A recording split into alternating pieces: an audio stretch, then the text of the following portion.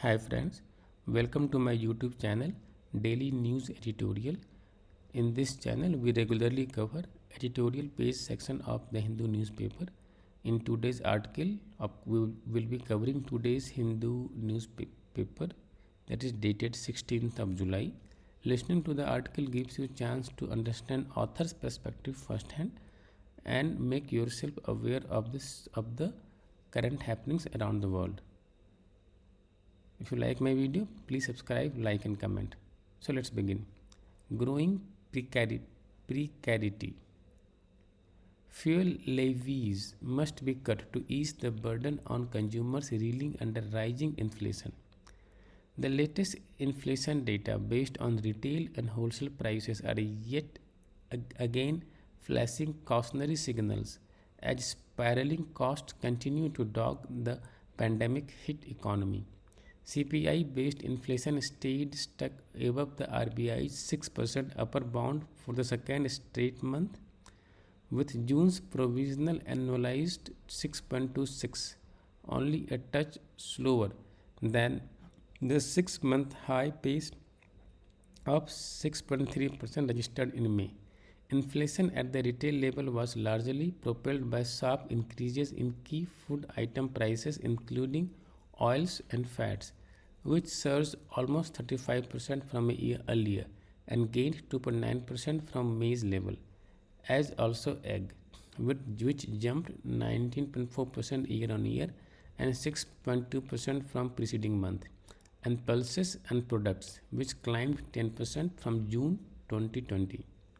As RBI officials reviewing the state of economy in the central bank's monthly bulletin released on Thursday observed, fuel inflation, which excludes petrol and diesel, surged to record 12.7% in June, driven by LPG, kerosene, and rural kerosene and the rural poor's ministry, firewood and dung cake. Also, disconcertingly, LPG and kerosene prices have also registered increases so far in July. Transport costs remain persistently high as both petrol and diesel prices continue to rise, with the former now averaging 102.92 a liter in the four major metros as on July 12, and diesel at almost 94, according to bulletin article. The global crude oil trading higher. With global crude oil trending higher, the unabated rise in domestic transportation cost is bound to reflect in retail prices of farm produce and products shipped from factories.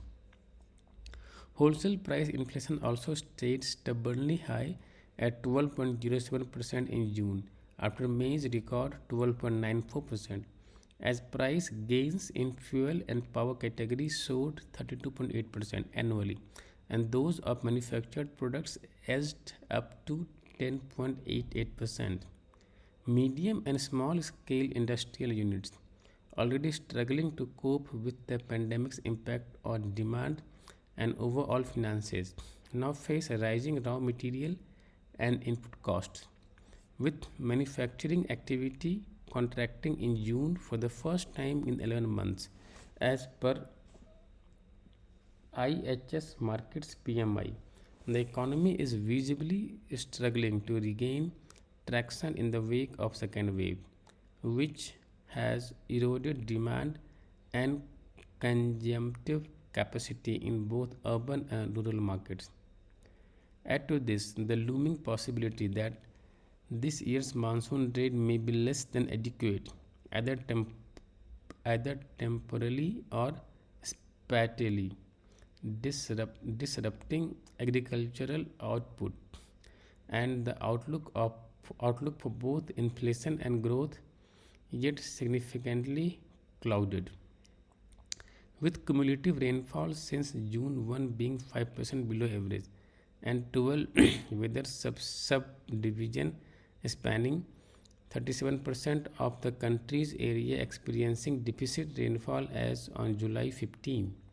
and the pandemic is still nowhere near under control. The risk of precarity and hardship rising in the rural hinterland is very real. The government must, at the very least, cut fuel taxes to ease the burden on consumers. If you like this article, please subscribe, like, and comment.